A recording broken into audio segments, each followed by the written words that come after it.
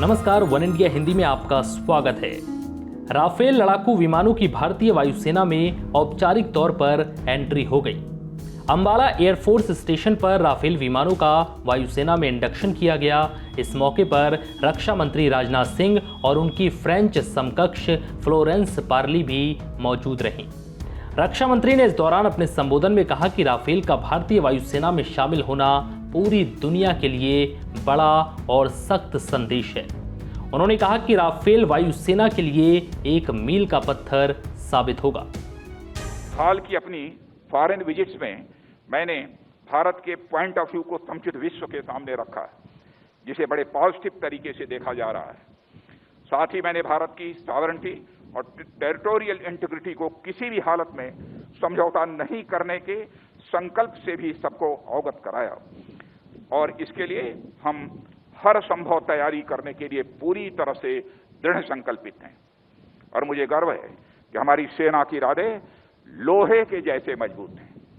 साथियों, मैं आज यहां भारतीय वायुसेना के साथियों को बधाई देना चाहूंगा कि सीमा पर हाल में हुई दुर्भाग्यपूर्ण घटना के दौरान यलेशी के पास भारतीय वायुसेना ने जिस तेजी और सूझबूझ से कार्रवाई की, वह आपके कमिटमेंट को दर्शाता है। आपने फॉरवर्ड बेसिस पर जिस तेजी से अपने एसेट तैनात किए, वह एक भरोसा पैदा करता है कि हमारी वायुसेना अपने ऑपरेशनल दायित्वों को पूरा करने के लिए पूरी तरह से हर समय तैयार है। भारतीय वायुसेना ने ऑनगोइंग ऑपरेशंस में जो तेजी और पैनापन दिखाया है, उसने निश्चित ही सभी पोटेंशियल एडवर्सरीज को हमारे देश के इरादे के बारे में एक स्पष्ट संदेश दे दिया है। रक्षा मंत्री ने कहा कि राफेल का सेना में शामिल होना भारत और फ्रांस के रिश्तों की भी मजबूती को दिखाता है। दोनों देशों के रणनीतिक रिश्ते अब और भी ज्यादा मजबूत हुए हैं। एयरफोर्स में राफेल का शामिल होना एक महत्वपूर्ण एवं ऐतिहासिक क्षण है और हम सब देशवासियों के लिए इस ऐतिहासिक पल का गवाह बनना एक गौरव का विषय है। इस अवसर पर मैं हमारी आर्म्ड फोर्सेस सहित समस्त देशवासियों को हार्दिक बधाई और शुभकामनाएं देता हूं। साथियों, राफेल का इंडियन एयरफोर्स के बेड़े में शामिल होना भारत और फ्रांस के बीच के प्रगाढ़ संबंधों को भी यह दर्शाता है।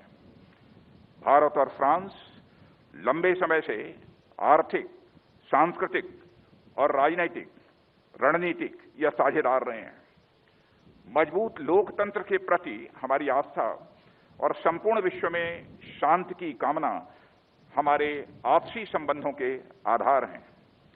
आज दुनिया में सुरक्षा के साथ साथ इकोनॉमिक और जियो स्ट्रेटेजिक मुद्दे नए नए रूप में हमारे सामने आ रहे हैं। इनका लगातार सामना करते हुए हम दो बड़े लोकतंत्र, एक अस्थायी, सक्रिय और फ्यूचर ओरिएंटेड संबंध बनाने और बढ़ाने में यह कामयाब रहे हैं।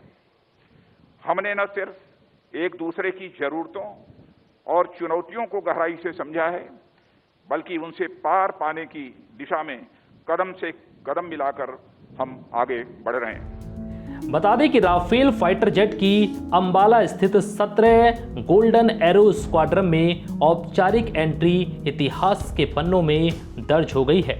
17 साल बाद देश का कोई रक्षा मंत्री अंबाला एयरफोर्स स्टेशन पर किसी बड़े समारोह में शामिल हुआ है।